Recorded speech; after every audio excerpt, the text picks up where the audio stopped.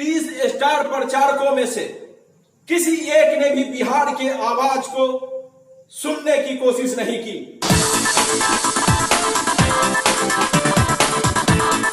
नमस्कार दोस्तों, मैं हूं आपका अपना दोस्त और आपका बहुत बहुत स्वागत करता हूं आपके अपने प्लेटफॉर्म जनतंत्र वैशाली में। हाँ जी दोस्तों, जनतंत्र वैशाली पुनः आपके सामने हाजिर है एक नए विषय के साथ। दोस्तों, सारे भारत में बिहार चुनाव का चर्चा अभी बड़े जोर शोर से चल रहा है और जब राजनीति की बात आए और बिहार का नाम ना आए तो फिर राजनीति बेकार सी लगती है।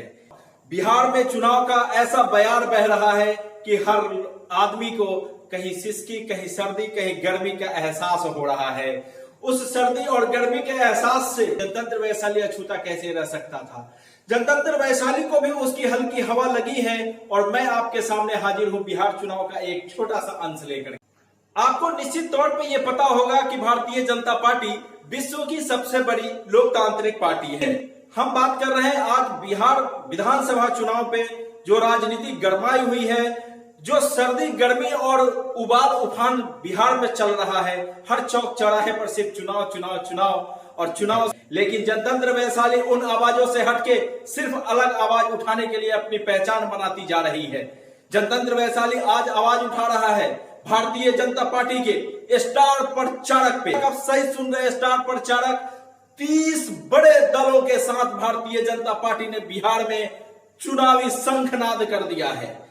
बिहार में 30 बड़े बड़े दिग्गजों को उतारा है बिहार में सिर्फ इसलिए कि लोगों को वादों की एक लड़ी कविता में सुना के चले जाएंगे। लेकिन जनतंत्र वैशाली ऐसे कविताओं पे आवाज उठाने के लिए तत्पर है। 30 स्टार प्रचारकों में से किसी एक ने भी बिहार के आवाज को सुनने की कोशिश नहीं की। आज कैसे बिहार के हर गली गली में, कोने कोने में हेलीकॉप्टर की आवाज गूंजती हुई दिख रही है। क्या ये पैसा 5 महीना पहले नहीं था? आज से चंद महीनों पहले तक बिहार के हर गली कूचे के बच्चे और बूढ़े सड़कों पे डेरा डाल के रह रहे थे, नहरें और नदियों के बांध पे रहा करते थे, भूखे पेट अंधेरे में अपने जान की बाजी लगा करके सांप बिच्छू गोजरों के बीच अपना रात बिताते थे। तब इनकी हेलीकॉप्टर की आवाज और इनके जेब की गर्मी कहां थी? ये आवाज जनता की आवाज है। आपको ये वोट मांगने की जरूरत आज हेलीकॉप्टर से 30 प्रचारकों के साथ नहीं पड़ती। अगर पिछले 2 महीने 3 महीने से ही अगर आपने बिहार के जनता की आवाज सुनी होती, आखिरी के 10 दिनों में आप बिहार को पूरी तरह से गुलाम कर देना चाहते हैं। आज आप मसीहा बने दिख रहे हैं। आप बिहार के बाढ़ से कैसे अवगत नहीं थे?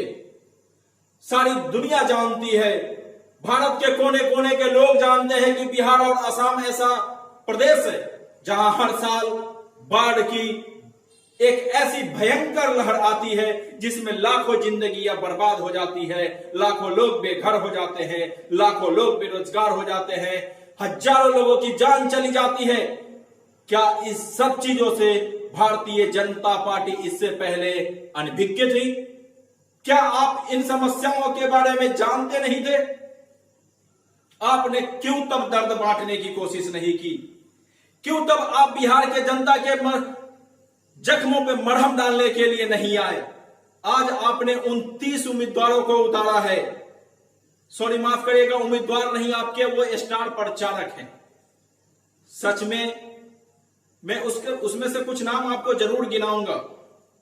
रघुवर दास जी आ रहे हैं, योगी आदित्यनाथ जी आ रहे हैं, देवेंद्र फडणवीस जी जो यहां के प्रचारक प्रभारी हैं। आइए, आपका स्वागत है। यह आपका देश है, यह आपका नगर है, आपका शहर है, आपका गांव है। पूरे देश के हर कोने में कोई भी कहीं भी आ जा सकता है, लेकिन हमारे यहां एक कहावत है, दोस्त की पहचान दुख में होता है। और आप लोगों ने तो सुख का भोग करने के लिए यहां पे कदम रखा है। फिर हम आपको कैसे अपना मेहमान समझ ले? हम कैसे आपको अपना सब कुछ कुर्बान कर दें आपके ऊपर? देश में हर जगह कुछ न कुछ समस्याएं, प्राकृतिक आपदाएं आती रहती है, लेकिन वो आकस्मिक होती है और भगवान न करे किसी भी प्रदेश में ऐसा हो। आप बिहार के ऐसे दुख दर्द को नहीं समझ पा रहे हैं। सिर्फ आप अपने फायदे के लिए, अपने मुनाफे के लिए, अपने कुर्सी की लालच के लिए जनता से हेलीकॉप्टर से मिलने के लिए आ रहे हैं। एक बार भी आपने इस बाढ़ ग्रसित क्षेत्र को इसी हेलीकॉप्टर से उस 30 में से सिर्फ 3 लोगों को बैठा करके अगर बिहार के आसमान में एक चक्कर लगवा दिया होता तो आज आपको 30 लोगों को लेकर के वोट मांगने की जरूरत नहीं पड़ती।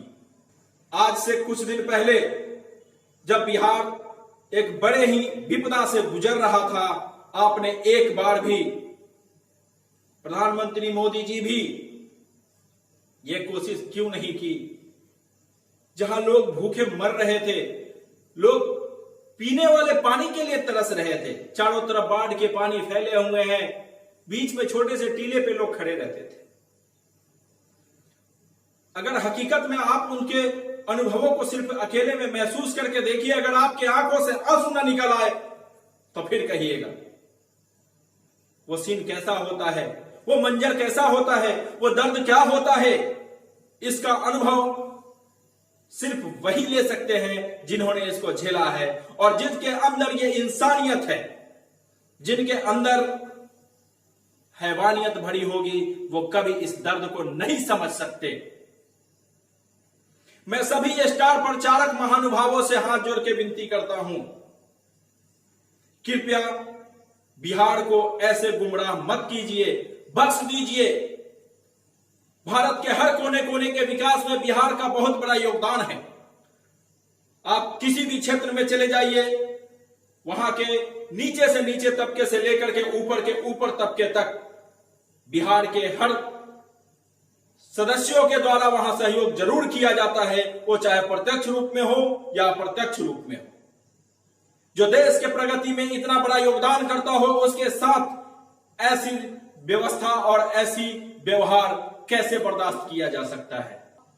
जब बिहार में आपकी सरकार बन जाएगी तब भी बिहार के विकास के लिए इन 30 लोगों को हर महीने यहां पे सर्वेक्षण के लिए भेजते रहेंगे, यहां के समस्याओं को सुनने के लिए भेजते रहेंगे। आप वादा करेंगे बिहार की जनता इतने हमदर्द होते हैं, इतने दयावान होते हैं कि अपने कलेजे से जिगर निकाल करके आपके चरणों में पेश कर देंगे। लेकिन उसके लिए आपको अपना विश्वास दिखाना पड़ेगा, जो अब तक आपने दिखाया नहीं है।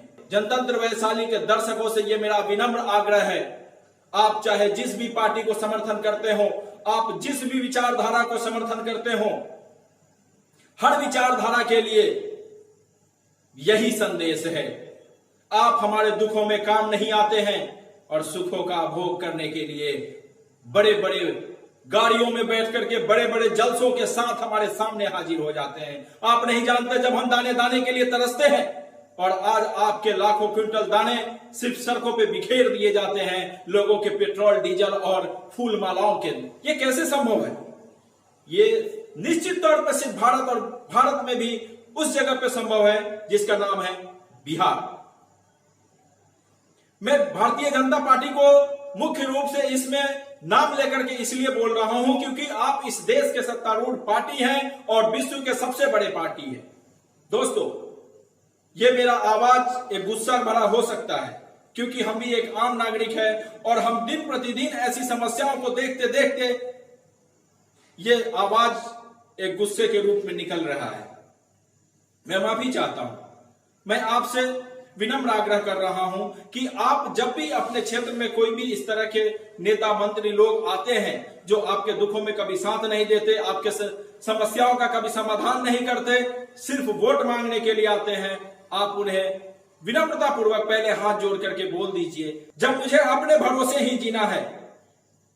हम आपसे कोई रोटी दाना नहीं मांग रहे हैं, हम आपसे सिर्फ समस्याओं में साथ मांग रहे हैं। आपसे हम अपने विपदाओं में आपका साथ मांग रहे हैं। जब हमारा कोई सहारा नहीं होता है तो भगवान के बाद सिर्फ सरकार बचती है।